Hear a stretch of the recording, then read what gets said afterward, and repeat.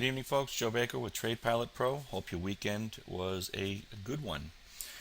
We're going to go over the pivots for Monday. I'm just going to do something a little bit different than I did last week in case Monday tends to be a chop day. So I've got 5 extra pivots in here.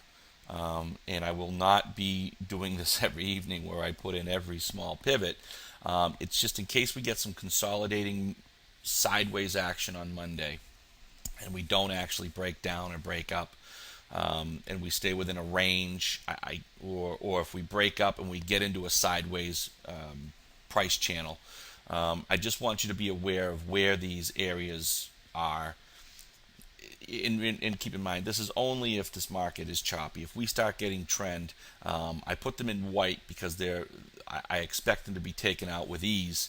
However, the ones in magenta are stronger, and obviously the breakdowns and breaks up. But I'll explain. I just want to let you know that I don't normally put this many pivots out, and I just want to let you know why I'm doing it, because in case we get some sideways action, at least you can have an understanding of where the market is, and if you have to get in and get out quick, this is how you're going to do it. So above 1282, I'm going to be bullish, and I'm going to be looking for buy setups.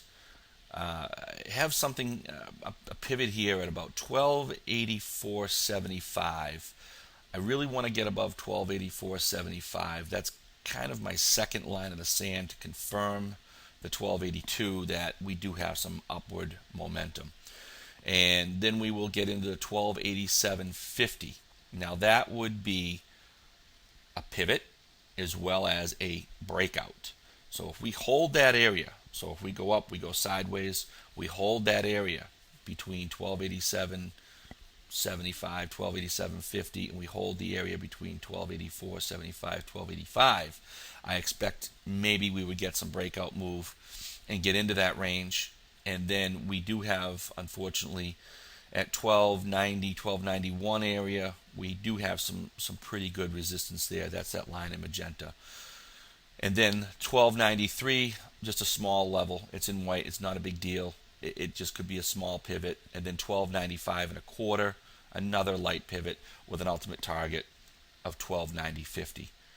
And then a breakdown, we would have underneath 1282, it would be about 1280, which again, a light pivot, not a very important one, just a light little pivot. And then we would have 1277.50, which is going to be a little bit stronger of a pivot.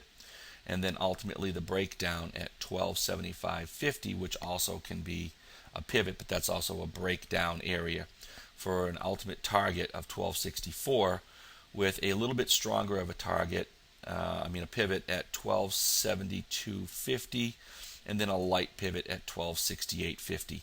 So let me just recap this. I'm bullish above 1282.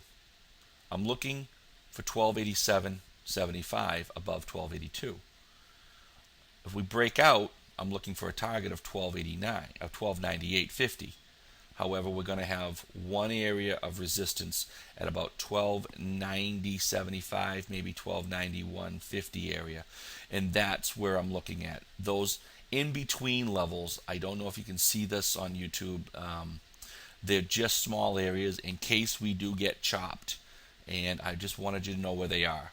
I'm not trying to confuse you out there. I'm just trying to show you what I'm seeing and how I will be trading it. So I will have my finger on the trigger, because this market has had so much price destruction.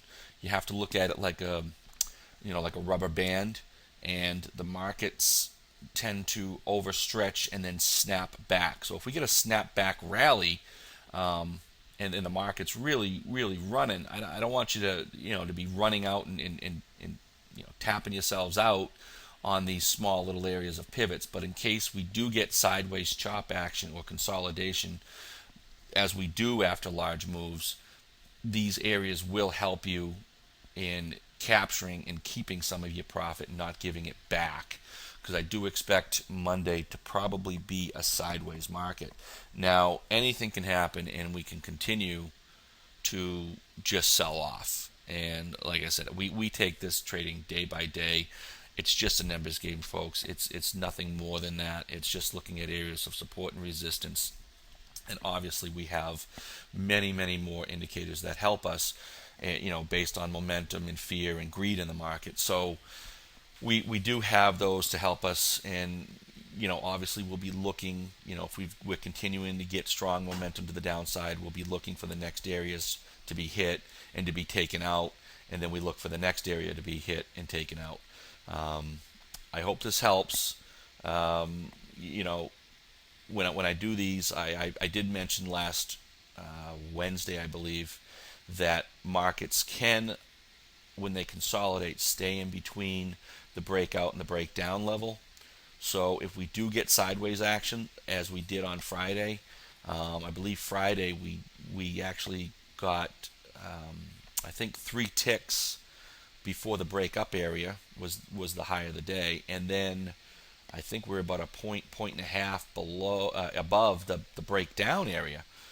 So we actually stayed within the breakup area here and the breakdown area here. So if that's the case and we get a little bit more of that, then maybe on Monday, this would be our high area and this would be our low area, and we would trade within this range here. Okay, and that just makes a tough trade, because because the breakouts aren't big breakouts and the breakdowns aren't big breakdowns. So it makes it a little bit tougher of a trade. So that's why I put all those levels in there in case we do get some areas of breakout or breakdown and we go sideways. I want you to know where I was looking for those kind of intermediate areas of support and resistance. So didn't mean to confuse you. Hopefully we'll get some type of a move, and we can open this chart up a little bit and get some bigger areas of support and resistance. All right, guys, I will see you on Monday night, and happy trading.